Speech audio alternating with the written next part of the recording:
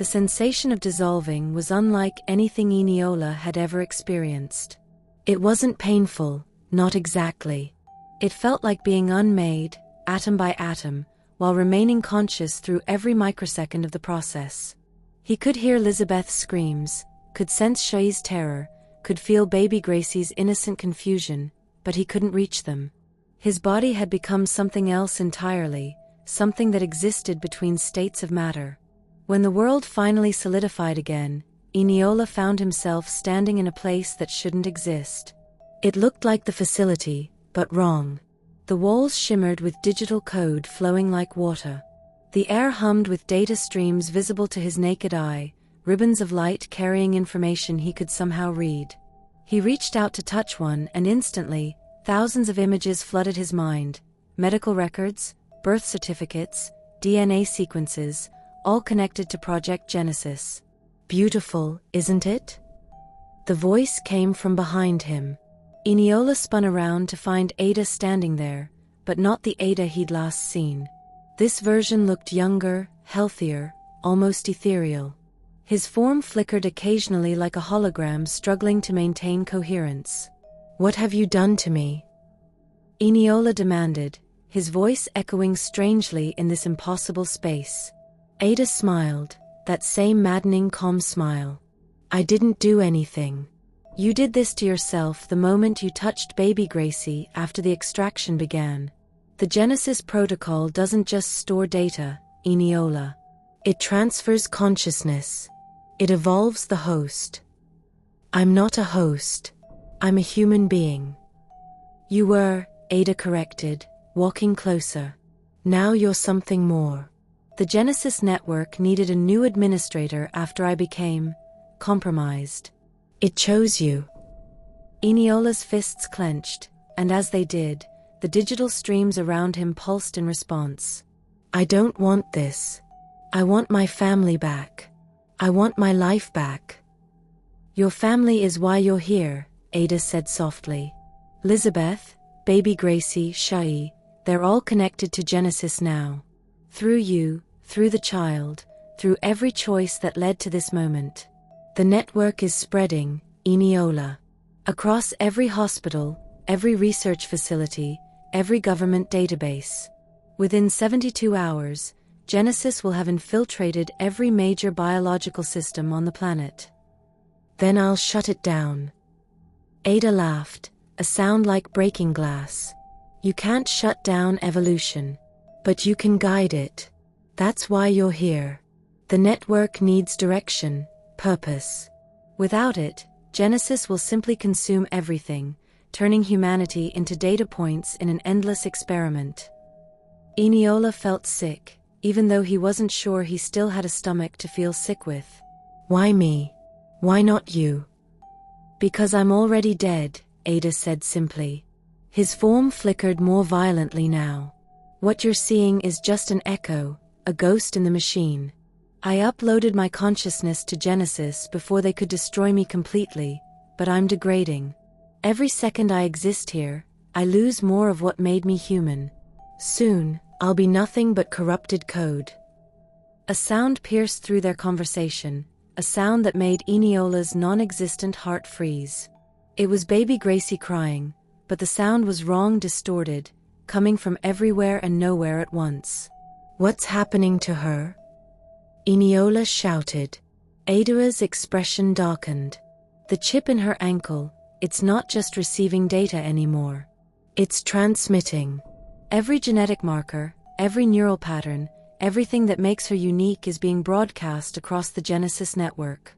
If we don't stabilize her signal within the next 6 hours, she'll be torn apart by the feedback loop." "How do I stop it?" "You don't stop it," Ada said. "You become it. You merge fully with Genesis and use its power to protect her. But there's a cost, Eniola. Once you fully integrate, you can never return to your physical form. You'll exist only here in the network forever." Eniola thought of Lizabeth's face, her tears, her desperate attempts to protect their daughter. He thought of Shai, barely more than a boy, thrust into a nightmare he never asked for. And he thought of baby Gracie, innocent and pure, her entire life stolen before it could truly begin. "Show me how," he said. Ada nodded slowly. "Follow me. But understand this, once we begin, there's no turning back. And there are others in the network, things that were human once, experiments that went wrong. They're hungry, Eniola. Hungry for what you're about to become." As if summoned by his words, the digital streams around them began to darken. Shadows moved within the code, shapes that looked almost human but twisted, wrong. Their whispers filled the air like static. "Run," Ada said. They ran into the endless depths of Genesis, with the shadows closing in behind them. They ran through corridors of pure data, past streams of genetic information that looked like constellations made of DNA. Eniola's feet, if they could still be called that, left no footprints. He was learning to move through this digital realm instinctively, his consciousness adapting faster than should be possible. Behind them, the shadow creatures were gaining ground. Eniola risked a glance back and immediately wished he hadn't. They were human once, he could see that now. Failed Genesis experiments, people who had been partially uploaded but corrupted in the process. Their faces flickered between human features and pure static, their mouths open in silent screams. "Don't look at them," Ada shouted. "They feed on recognition, on memory.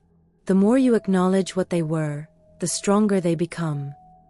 They burst through a wall of code into a vast chamber. At its center floated a massive sphere of light, pulsing with rhythmic intensity. Inside it, Eniola could see her, baby Gracie, but not the physical baby.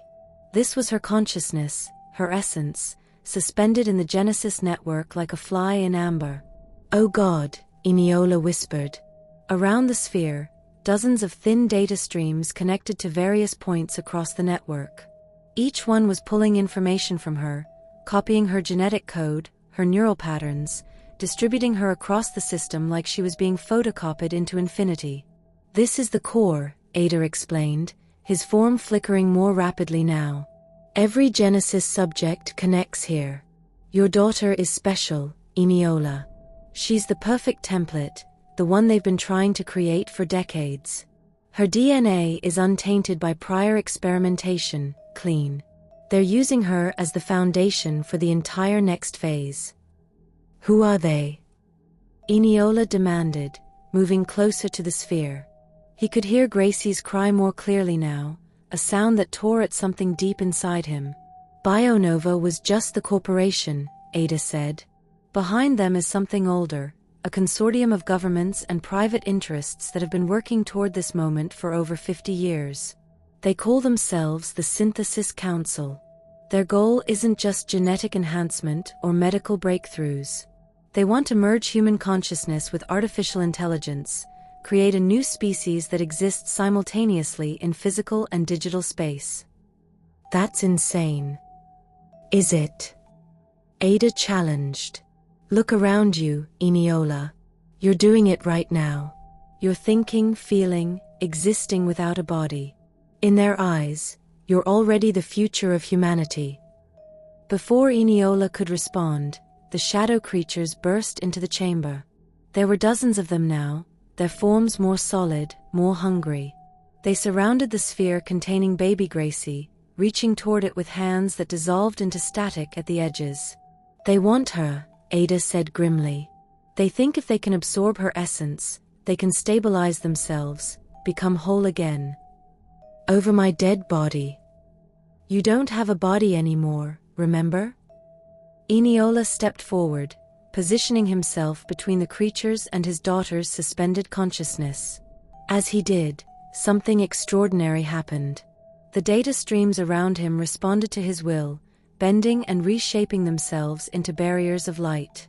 The creatures recoiled, hissing. "How did I?" "You're learning," Ada said, a note of approval in his voice. "Genesis responds to strong will, to purpose. Your desire to protect your daughter is giving you power here."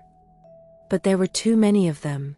For every creature Eniola pushed back, two more appeared from the shadows. They were multiplying, drawing strength from somewhere beyond his perception. Then he heard it, a voice cutting through the chaos like a knife through silk. Eniola. He turned, and his heart, or whatever passed for it now, nearly stopped. It was Lizabeth. But it couldn't be. She was still outside in the physical world, with Sherry and baby Gracie's body. Yet here she stood, looking as solid and real as Ada, her eyes filled with tears and determination. Lizabeth? How are you? The moment the extraction began, she said, moving toward him, I was marked too. I've been connected to Genesis all along. I just didn't know it until you vanished. She looked around the chamber, taking in the creatures, the sphere, the impossible architecture of data and light. My God, what have we created? We didn't create this, Eniola said bitterly. Ada and his people did. Lizabeth turned to Ada, her expression hardening. You used me. You used my grief over my son, my desperation for another child. All of it was just to get to this moment. Ada's form flickered violently. I gave you what you wanted. A child. A chance at redemption. You gave me a nightmare, Lizabeth spat. You turned my daughter into an experiment. Your daughter is the future, Ada countered. Whether you accept it or not. The creatures were pressing closer now, their whispers growing louder. Eniola could make out words, help us, save US, let US in. We need to get Gracie out of here, Eniola said urgently. Both of you help me. Lizabeth moved to his side, and together they approached the sphere. The moment their consciousness touched it, Eniola felt a surge of connection so powerful it nearly overwhelmed him. He could feel Gracie's fear, her confusion, but also her trust. She knew they were there. She knew they were trying to help. We need to sever the connections, Lizabeth said, examining the data streams. But if we cut them all at once, the feedback could kill her physical body. Not kill, Ada corrected, drifting closer. Transform. If you sever her from Genesis completely, she'll return to normal human existence. But if you redirect the streams, reshape them, you could give her something else entirely, control over her own connection, the ability to exist in both worlds without being consumed by either. And the cost? Eniola asked, already knowing he wouldn't like the answer. Someone has to take her place, Ada said quietly. Someone has to become the new anchor point for Genesis, the administrator who maintains the balance. I was supposed to be that person, but I'm too far gone. It has to be one of you. Eniola and Lizabeth looked at each other, and in that moment, everything they'd been through, all the lies and secrets and desperate choices, crystallized into perfect understanding. I'll do it, they said simultaneously. Lizabeth smiled sadly. She needs both her parents. But you're right, one of us has to remain. She paused, looking around the vast digital expanse. Unless what? Shay, Lizabeth said. Back in the real world, he's still there with Gracie's body. What if we could communicate with him? What if there's a way to anchor Genesis without completely trapping someone inside? Hope flared in Eniola's chest. How? The same way Ada did it before he fully uploaded. Partial integration. A consciousness that exists in both worlds simultaneously, but voluntarily, with full control. It's possible, Ada's voice confirmed in Eniola's mind. But it would require someone with exceptional mental fortitude. The strain of existing in two realities at once drives most people insane within hours. Sherry is strong, Eniola said. Stronger than people think. But I can't ask him to. A new presence suddenly manifested in the chamber, cutting him off. It was Detective Marshall, but his digital form was wrong, corrupted, angry. I've been watching you, Marshall's avatar snarled. Watching you destroy years of careful work. Do you have any idea what Genesis represents? The evolution of our species. It represents slavery, Lizabeth shot back. Turning humans into data to be controlled and manipulated. It represents survival. Marshall roared. His form expanded, becoming monstrous. In 50 years, climate change will make Earth uninhabitable. In 100, the sun's radiation will sterilize the surface. Genesis is humanity's only chance to transcend physical limitations, to exist beyond flesh and blood. Eniola felt the truth in Marshall's words, saw the classified climate reports in Ada's memories, the projections that no government wanted to make public. The Synthesis Council wasn't just pursuing power. They were desperate.